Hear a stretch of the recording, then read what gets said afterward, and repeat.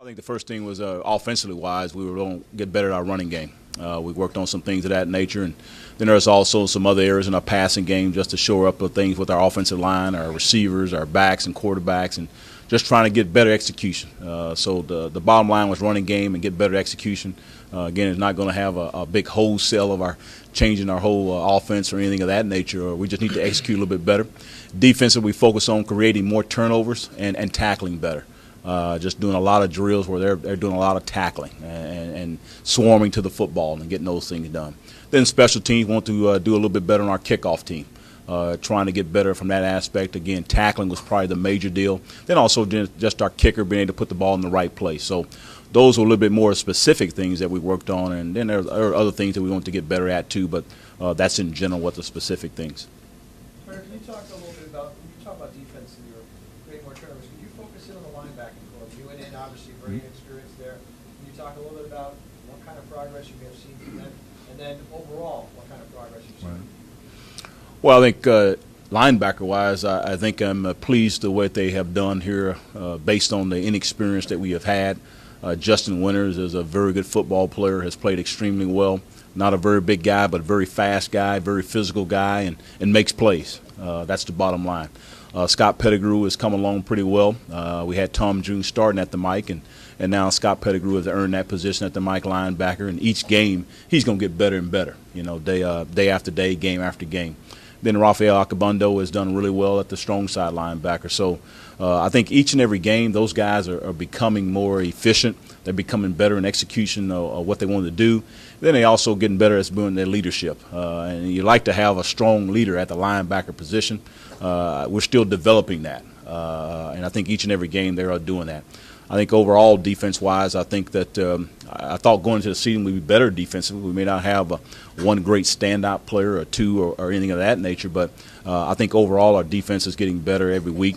The biggest thing has been the tackling part of it from that standpoint, which tackling is a very, very tough thing. I don't care across the country. If you accomplish tackling and swarming on the defensive side of the ball, then you're going to reduce some of your players. But the other thing is creating turnovers. That was a huge thing that we want to be able to do, is have our football team create turnovers, being able to get 2 to 3 turnovers per game. With Pettigrew starting, can you talk about Tom Drew's role? Do you see him moving to end it all, or is he staying there as a linebacker? He's our backup linebacker at the mic. There'll be certain situations may provide him an opportunity to play at the defensive end. But right now, his role has been a backup at both spots, at the Mike linebacker and also defensive end. We have other guys right now ahead of him at the defensive end position. We've been rotating, 3 or 4 guys, really 4 to 5 guys at the defensive end spot. But there is a special situation, like I said, a third and extra long, or if we need to get a better pass rush, there is some opportunities that we may play him in that role. He's been contributing on special teams as well. Can you talk a little bit about that and some of the plays he had? Yeah, he played a great physical football game there against Central. Really, the last 2 ball games on the special teams, he's been on our punt return. He's been on our kickoff team, been a backup on our punt team. But the kickoff team there and the punt return, he's done a tremendous job. He's a physical football player and has a great motor. That's what he brings to the table, and so that helps uplift our special teams, and then it uplifts our whole football team. Coach, tell me about the offense. What you see improve over the last 5 games? I think the last 5 ball games, I think our passing game has been probably the most consistent. That's what we've been able to improve on, too, as far as our continuity with our receivers and our quarterbacks on really all of our routes. I think the timing of it has been very, very good on the certain routes that we've been able to run. So I think those are the biggest things we improve. Drew Willey's done a great job as far as doing our check down, looking for the second guy, the third guy. He's been excellent on his reads. And plus our receivers have been very, very good on their routes. And that's a key thing, is the quarterback and receiver have to be on the same page, because 1 yard can make a difference from really a completion or an incompletion. Brad, can you talk about chemistry with the other receivers and Drew? I guess the chemistry of the other receivers and myself and Drew are Drew is obviously my roommate, so therefore we already have good chemistry, and we kind of already know what's going on between me and him. And with the other receivers, they live down the street from us, so usually they're over at the house from time to time, and it kind of helps build a relationship and a confidence level in each other to further understand where we stand on the field and in practice and that sort of thing. Brett, was the so close against Central Michigan. Was that a hard one to shake off for the 2 weeks with the bye? It was because I felt like we didn't capitalize on a lot of situations that we should have. We had a blocked punt for 2 points and put that up on the board, and we came back and got the they kicked off to us, and I think we went 3 and out or something like that. It was real quick. We ended up having to punt that off. But I just feel like that we didn't capitalize enough, and that was another game that we should have won, and we just didn't. Can you find some of the positives in a game like that where, toe to toe with the defending 2-time champion, and you guys had every chance to win? I mean, can you look at any of that at all? Oh yeah, you can. For them to be the 2-time MAC champs, and for us to come from what was the bottom, and now we're close to the top, and we tied for the MAC East last year. I think that gives us confidence to go into the next games and the future games in order to prevail and come out on top. And I feel like that we have the team to do that this year. Coach, speaking of that, you did very well 4-1, I'm sure, in some of these guys' eyes. How did you deal with that, and what positives have you taken from that to help your team come back? Oh, we just took every little piece that was positive and emphasized that defensively, offensively, special teams.